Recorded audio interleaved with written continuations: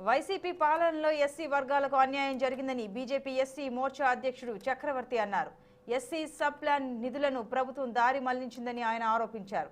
SC అభ్యున్నతి కోసం పెట్టిన పథకాలు రద్దు చేశారని, దళితుడిని ఒక ఎమ్మెల్సీ హత్య చేస్తే ఆ వ్యక్తిని హారతులు పట్టి తీసుకొచ్చారని ఆయన విమర్శించారు. వైసీపీ పాలనలో బలహీన వర్గాలకు జరుగుతున్న అన్యాయంపై ఈ నెల 13వ తేదీన రాష్ట్ర వ్యాప్త నిరాహార దీక్షలు చేయాలని పిలుపునిచ్చినట్లు తెలిపారు.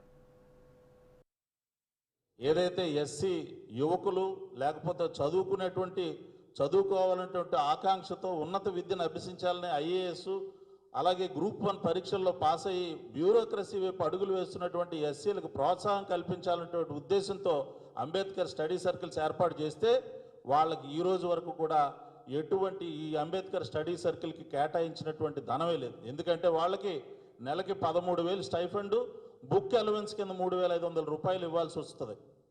ఇప్పటికొచ్చి అటువంటి వాళ్ళు ఎంతమంది లబ్ధిదారులు మీరు గుర్తించి వాళ్ళకి డబ్బులు ఇచ్చారో చెప్పాలని చెప్పి నేను ప్రశ్నిస్తూ ఉన్నాను. ఈ విధంగా చూసుకుంటూ పోతే ఎస్సీ సబ్ ప్లాన్కి కార్పొరేషన్ సంబంధించి 26 పథకాలని ఈ వైసీపీ ప్రభుత్వం రద్దు చేయడం జరిగింది. మోడల్ స్కూల్స్ ఏవైతే బెస్ట్ అవైలబుల్ స్కూల్స్ ఏవైతే ఉన్నాయో ఆ స్కీమ్ రద్దు చేసింది.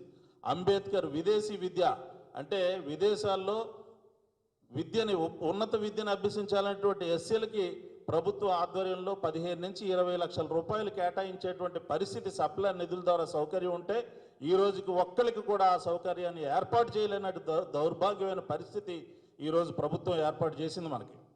అలాగే ఈరోజు